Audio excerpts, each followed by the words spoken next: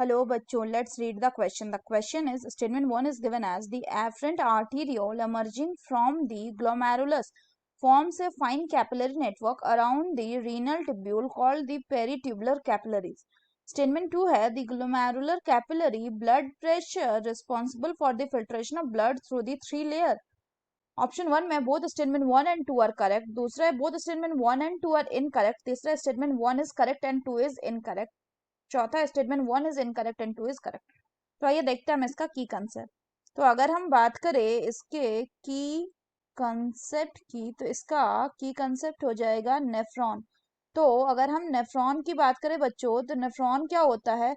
So nephron is the structural and functional unit and the functional unit of kidney।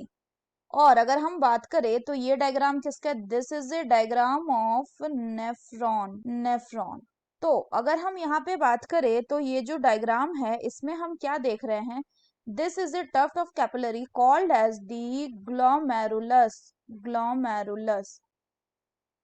और इसमें क्या होता है? इस ग्लोमेरुलस को बनाता है कौन? Efferent arteriole. और इससे जो क्या करता है, लेके जाता है ब्लड को, उसको कहते हैं हम इफरेंट आर्टीरियोल। तो होता क्या है कि जो इफरेंट आर्टीरियोल जो कि ग्लोमेरुलस से निकलता है वो क्या बनाता है? So the efferent arteriole emerging from the glomerulus it will form a capillary network। ये एक कैपिलरी नेटवर्क बनाता है जिसको क्या कहा जाता है? Which is called as the peritubular capillaries. और ये जो नेटवर्क है ये किसके अराउंड बनाता है? ये बनाता है रीनल टिब्यूल के अलोंग। तो यहाँ पे ये क्या हो गया? This is glomerulus. फर्दर बात करें तो ये जो कॉइल्ड स्ट्रक्चर है इसको कहते हैं प्रॉक्सिमल कॉन्वोलेटेड टिब्यूल। ये लीड करता है एक हेयरपिन लाइक स्ट्रक्चर जिसको कहा जाता है Henle's loop, which further lead to a highly coiled structure called as distal convoluted tubule, जो एंड करता है कहाँ पे? जो एंड करता है आपका बच्चों इनटू द कलेक्टिंग डक्ट। अब अगर हम क्वेश्चन की बात करें तो पहला क्या हो गया? पहला में बोला कि एफरेंट आर्टीरियोल बनाता है। एफरेंट आर्टीरियोल जो है उससे एमर्जिंग होता है क्या?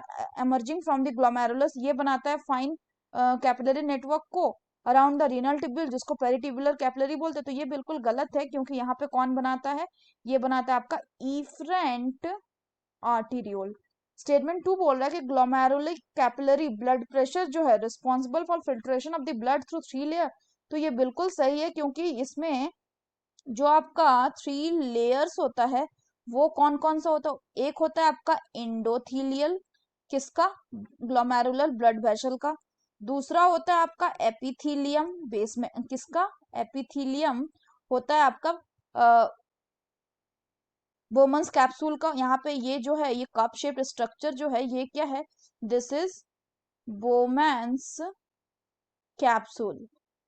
और इसी के एपिथीलियम में प्रेजेंट होता है क्या? Epithelium of Bowman's capsule. और तीसरा जो होता है वो क्या होता है? That is called as the basement membrane. Basement membrane. तो जो ग्लोमेरुलस, तो जो इंडोथीलियल सेल है इसमें नहीं बल्कि जो इपिथीलियम है किसका? बोमन्स कैप्सूल में, इसमें प्रेजेंट होता है फिल्टरेशन पोर या फिल्टरेशन स्लिट या इसको हम बोलते हैं पोडोसाइट, जिसके थ्रू क्या होता है? जो प्लाज्मा के सारे कंपोनेंट है वो छन जाते हैं एक्सेप्ट दी प्लाज्मा प्रोटीन। तो तीन लेयर से हो रहा है क्या? फिल्ट्रेशन। तो ये क्या है? स्टेटमेंट 2 जो है वो करेक्ट है, यानी statement 1 is incorrect but statement 2 is correct. So the correct option will be option 4.